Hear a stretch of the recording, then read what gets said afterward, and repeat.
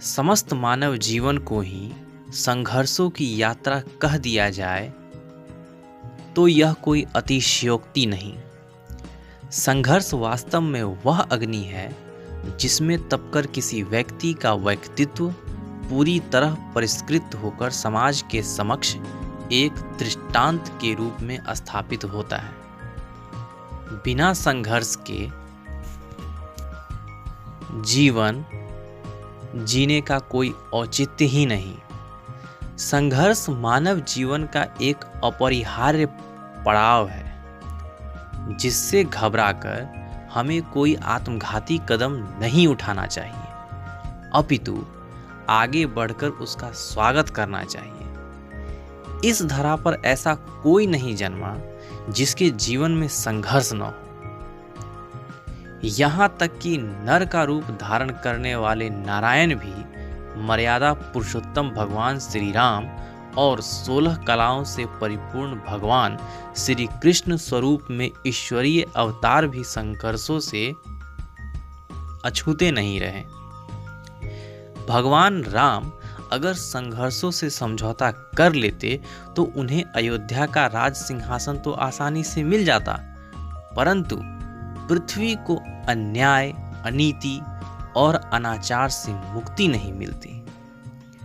उन्होंने इन सभी पर विराम लगाया और अपने अनुकरणीय आचरण से मर्यादा पुरुषोत्तम की उपाधि अर्जित की।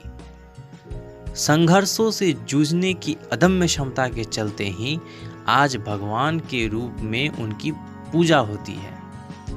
द्वापर में भगवान श्री कृष्ण का जीवन भी इसका साक्षात उदाहरण है।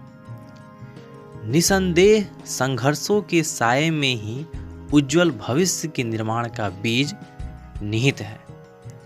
संघर्षों से डरकर बैठ जाने वाला व्यक्ति या संघर्ष के जीवन से सह बदल लेने वाला व्यक्ति कभी भी समाज का प्रेरक नहीं हो सकता। समाज को प्रेरणा वही दे सकता है जिसका निर्माण संघर्षों के साये में हुआ हो।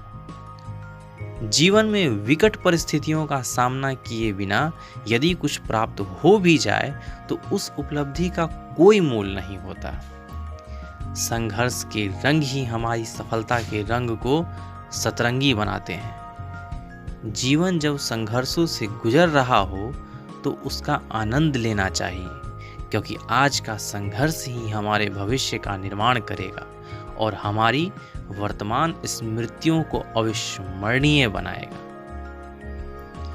यह जो आप मोटिवेशन लेख सुन रहे थे, संघर्ष का रंग, यह लिया गया है 1 दिसंबर 2021 बुधवार। संपादकीय पृष्ठ अखबार है दैनिक जागरण।